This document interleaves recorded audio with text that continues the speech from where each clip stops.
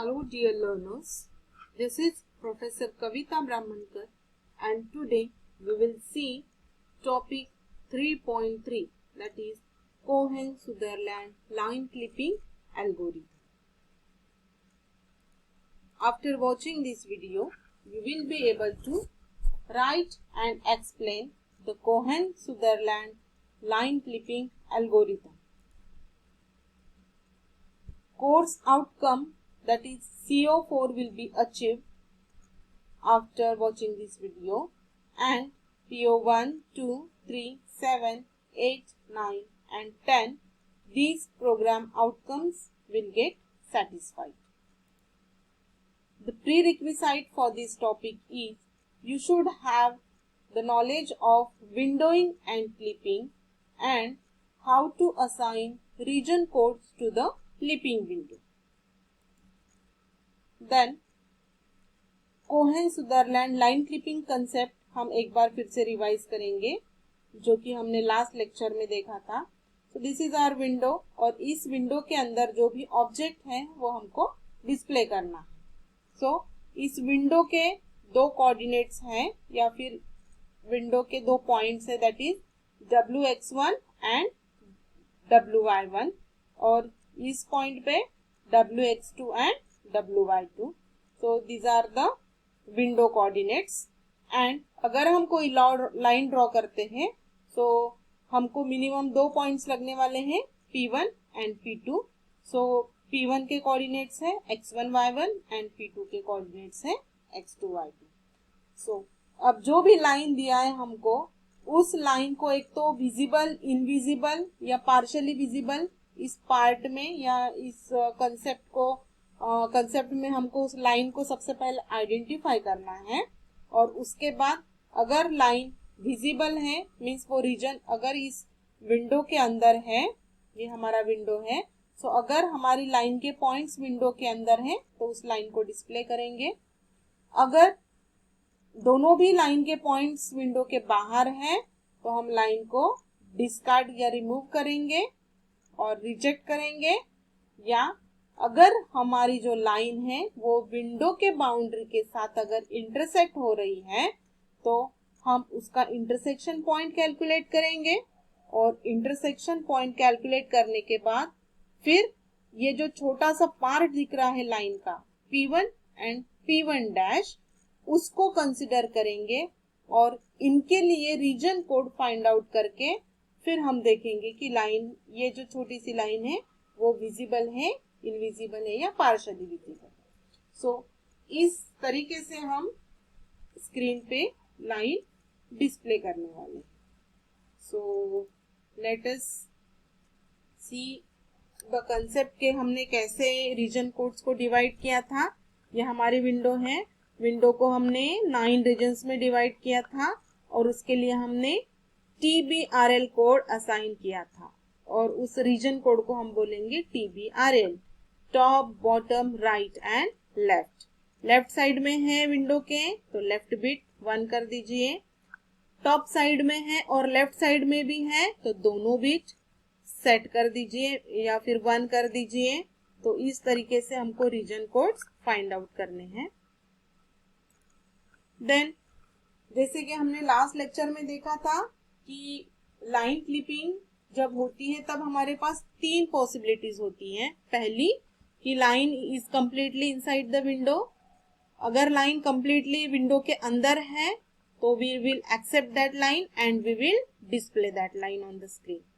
Then second possibility is अगर हमारी line completely outside है विंडो के then we will reject that line. And third possibility is अगर हमारी लाइन का कुछ पार्ट विंडो के अंदर है और कुछ पार्ट विंडो के बाहर है देन हम क्या करते हैं, विंडो बाउंड्री और लाइन इन दोनों का जो इंटरसेक्शन है वो फाइंड आउट करते हैं, उसको रीजन कोड असाइन करते हैं और फिर चेक करते हैं कि कौन सा पार्ट इनसाइड है और कौन सा पार्ट आउटसाइड है. सो these 3 possibilities we have to consider. Then we will see actual algorithm. So algorithm देखेंगे. Step 1 read two endpoints of the line, say P1 x1 y1 and P2 x2 y2। जैसे कि हमको line draw करनी है सबसे पहले, तो हमको लाइन के पॉइंट्स रीड करने पड़ेंगे। तो P1 एंड P2 ये दो पॉइंट्स है, उसके कोऑर्डिनेट्स हमने रीड कर लिए। Second step, read two corners of the window से wx1 wy1 and wx2 wy2। अब हमको विंडो भी लगने वाली है जिसके अंदर हम लाइन को डिस्प्ले करने वाले हैं, तो इसलिए हमको विंडो के कॉर्नर्स भी रीड करने पड़ेंगे। सो वो है wx1 wy1 and wx2 wy2। Then हमारा थर्ड स्टेप ये है कि हमारे जो लाइन के पॉइंट्स हैं, सो उनको रीजन कोड्स असाइन करने हैं।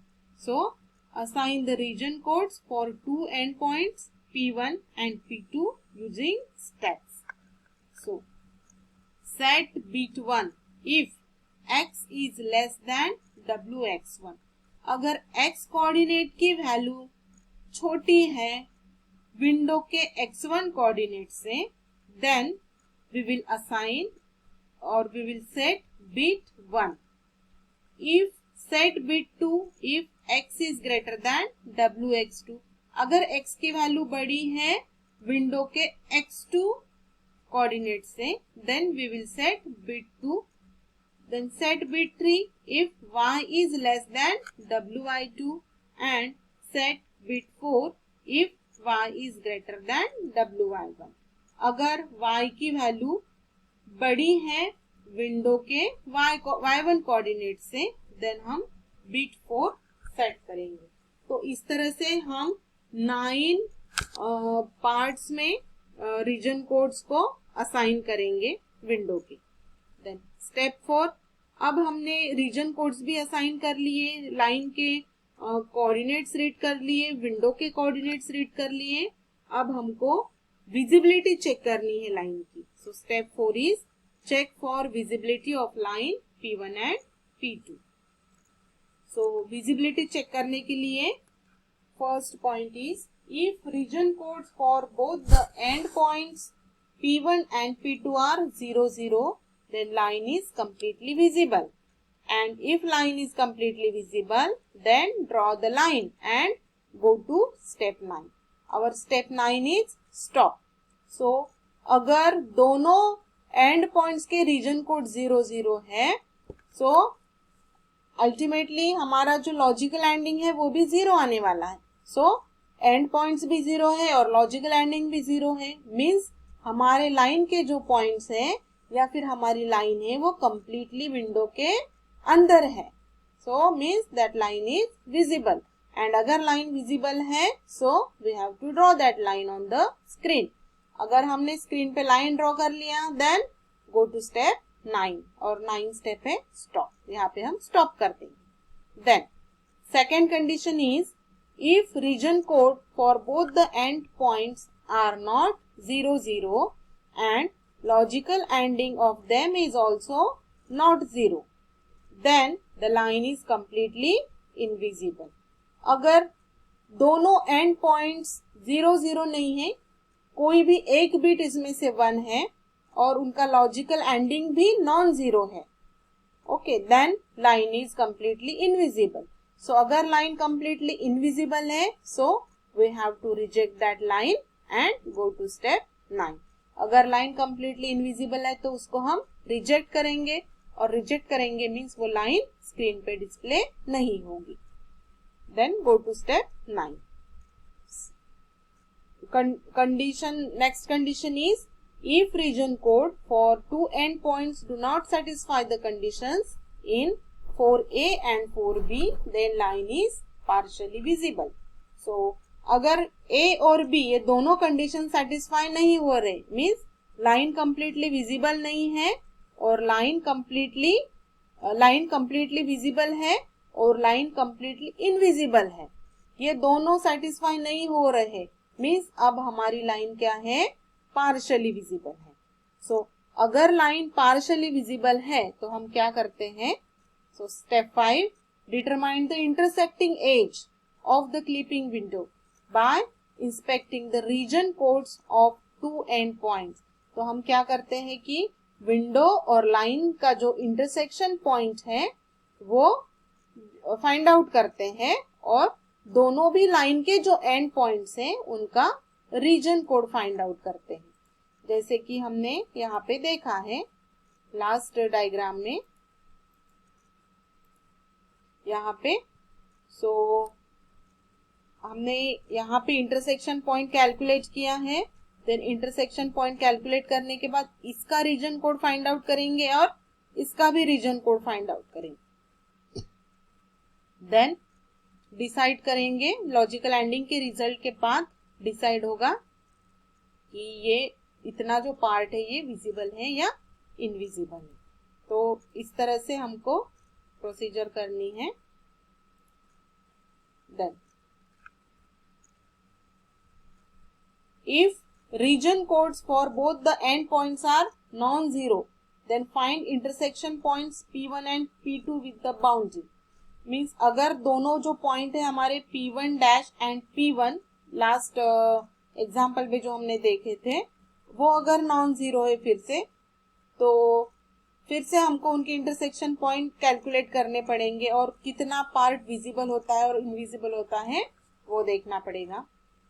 Then if region code for any one end point is non-zero, then find the intersection point P1 dash and P2 dash with the window boundary।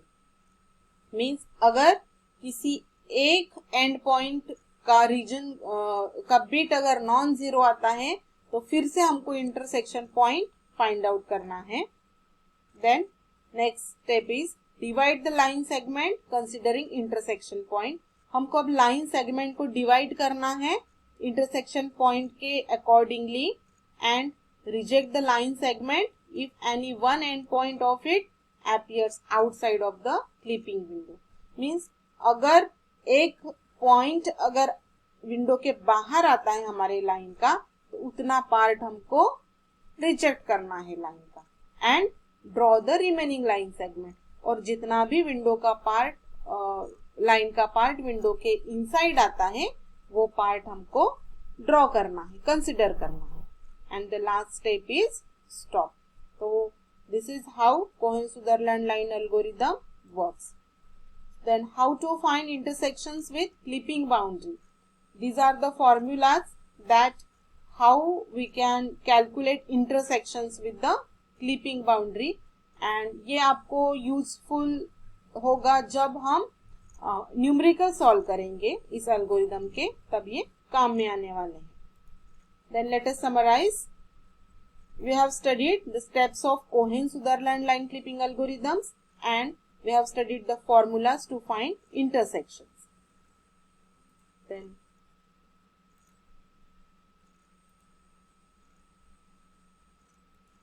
thank you।